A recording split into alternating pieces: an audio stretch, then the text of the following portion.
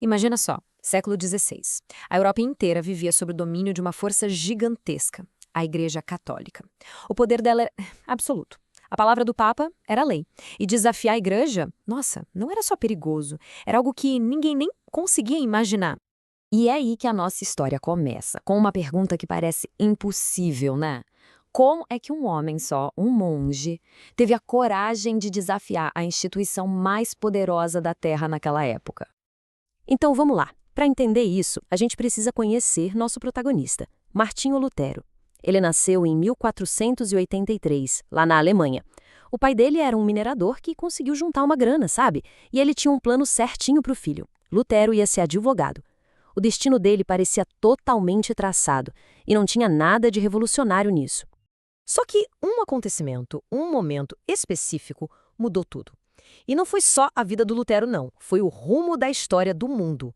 E tudo isso começou com uma crise de fé daquelas, bem profunda. Olha só a linha do tempo da vida dele no começo. Nascido em 83, em 1501, ele já estava na universidade.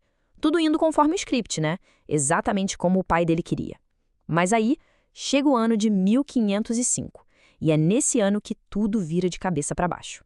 Mas o que aconteceu de tão grave em 1505?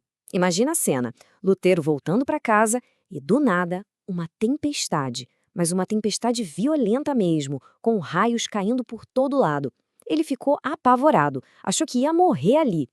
E no desespero, ele fez uma promessa para Santana, que era a padroeira dos mineiros. Ele gritou: "Ajuda-me, Santana, e eu viro monge." Pois é, a tempestade passou, Lutero sobreviveu. E ele era um homem de palavra. Contra a vontade do pai, que ficou super decepcionado, claro, ele largou a faculdade de Direito e foi para um mosteiro. Ele entrou de cabeça na vida religiosa, buscando salvação, buscando paz. Só que lá dentro a angústia dele só aumentou. Ele não encontrava as respostas que procurava. O grande choque de realidade veio numa viagem que ele fez para Roma.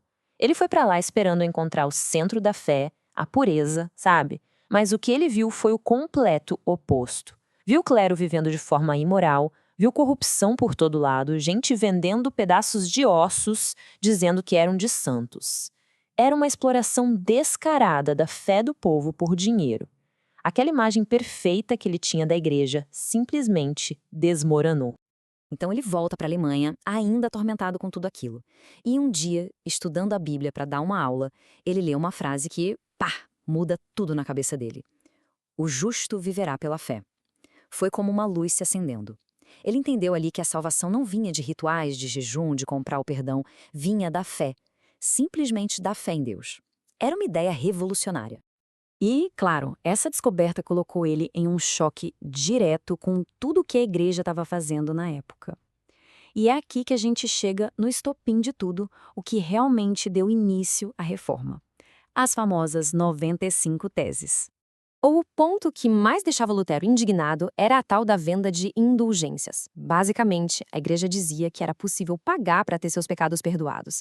Em troca de dinheiro, a pessoa ganhava um papel que prometia diminuir seu tempo no purgatório.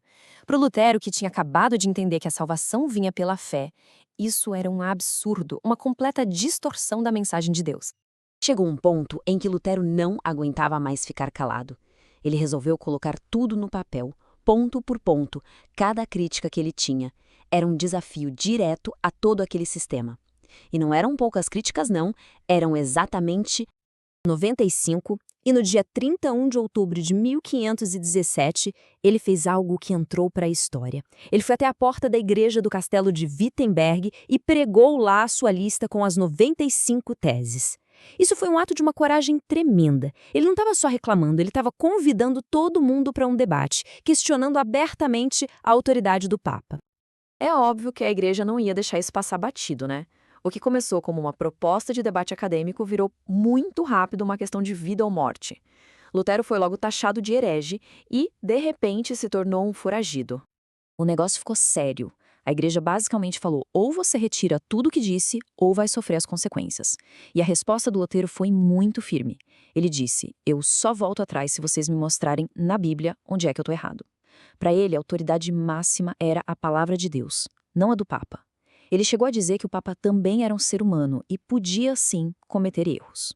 A resposta da igreja veio em etapas, cada vez mais duras. Primeiro, o Papa Leão X deu um ultimato ameaçando expulsá-lo. Lutero não se intimidou. Então, em 1521, veio a excomunhão. Ele estava oficialmente fora da Igreja Católica. E não parou por aí.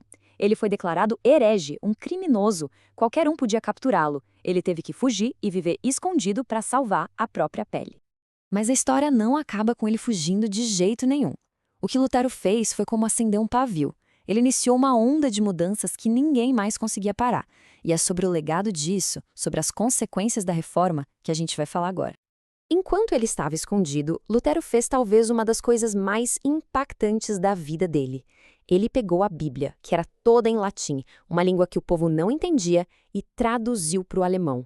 Pensa no poder disso. Pela primeira vez, as pessoas comuns podiam ler a Bíblia com os próprios olhos, sem depender do que o padre dizia. Isso não só quebrou o monopólio da igreja sobre a fé, como também ajudou a formar a língua alemã moderna. E as ideias dele se espalharam como fogo. Muitos príncipes alemães apoiaram o Lutero, e não era só por fé não. Eles viram ali uma chance de se livrar do poder do Papa. E assim, o protestantismo foi crescendo e se estabelecendo com força em vários lugares, principalmente no norte da Europa, como na Alemanha, Suécia, Dinamarca, Noruega e por aí vai. Mas essa separação toda não foi na base da conversa não, foi bem violenta.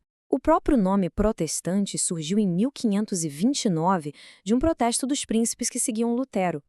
O que se seguiu foram décadas de guerras. A coisa só se acalmou oficialmente em 1555 com um acordo chamado Paz de Augsburg. E esse acordo foi histórico, porque pela primeira vez o luteranismo foi reconhecido como uma religião legal. Então, não dá para negar, Lutero foi um gigante. Ele mudou o mapa religioso e político do mundo.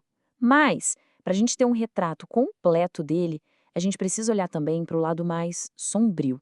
Porque Lutero era, sem dúvida, uma figura muito, mas muito complexa. É que o herói da reforma também tinha preconceitos terríveis. Mais pro fim da vida, ele escreveu textos cheios de ódio contra os judeus, como o livro chamado Os Judeus e Suas Mentiras. Eram ideias antissemitas, violentas mesmo, que infelizmente foram usadas séculos depois para justificar perseguições horríveis. E é por isso que a história de Martinho Lutero nos deixa com essa pergunta, que é super difícil e vale até hoje.